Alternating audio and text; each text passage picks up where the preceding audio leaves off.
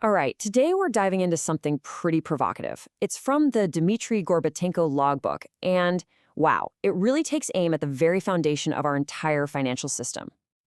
And it all kicks off with this really unsettling question. Think about it. Is your money truly yours? I mean, in a world where your entire life savings can be touched, moved, or even frozen by someone else, do you actually own it? So you gotta ask, right? How did we even get to this point?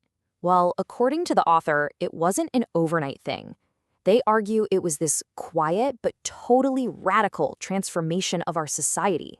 And it all happened while we were looking the other way, using major global events as a kind of smokescreen.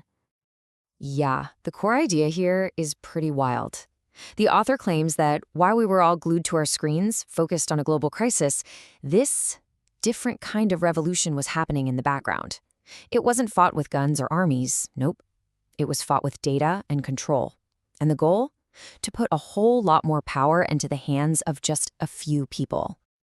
And the weapons in this revolution, well, according to this source, they weren't what you'd expect. The author points to two main tools. First up, widespread surveillance. The argument is that it was really about social control, not just keeping us safe. And the second one? Information warfare. Controlling the story, shaping the official narrative until it's just accepted as the absolute truth. But here's the kicker. According to this author, the most powerful weapon in this whole power shift wasn't a surveillance camera or a news headline. It was something much closer to home, something we use every single day, the global banking system. And the author does not hold back here. They use some seriously strong language, basically saying the modern banking system isn't a service for you and me anymore. Instead, it's become this instrument of oppression. The claim is it's not neutral at all. It's a tool used by what they call a corrupt global mafia. This one quote from the source just hits you right in the gut. It really captures the core fear driving this argument. This idea that everything you've worked for, all that wealth you've built up, isn't actually safe, that it's vulnerable and could be taken away instantly without any real reason. So how exactly would this even work? Well, the author lays out a pretty chilling three-step process. Step one, your account gets flagged. Maybe it's because of your nationality, or maybe you said something they don't like. Step two, boom. Your assets are frozen, your access is just cut off. And here's the most important part of their claim. This all happens on the bank's say-so alone. No judge, no court order, no due process. Okay, so after painting that really grim picture, the author doesn't just leave us there. This is where the whole thing pivots. We shift from the problem to the solution they're proposing, and it's a solution that's all about technology and giving power back to the individual. And they lay out this really stark contrast. You've got the current system on one side, which they describe as totally controlled by gatekeepers. It's murky, you need permission for everything. And then on the other side, you have their alternative, a peer-to-peer system that they say is transparent, has no gatekeepers, and most importantly, puts you back in control. So what's the engine behind this new system? The author points straight to blockchain and Web3, and the magic word here is decentralization. The whole idea is to create a financial record book, a ledger, that isn't owned or controlled by any one bank or government or company.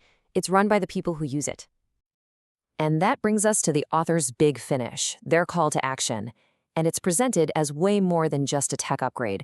It's a fundamental philosophical shift. It's about making a conscious choice to take a different road when it comes to our money and our future. So what do they want? The author lays out three specific demands. Number one, put serious restrictions on governments being able to just poke around in our private accounts. Number two, make it the law that you need a legitimate court order, no exceptions, before you can freeze someone's assets. And number three, we need to actively embrace and build out these new decentralized technologies.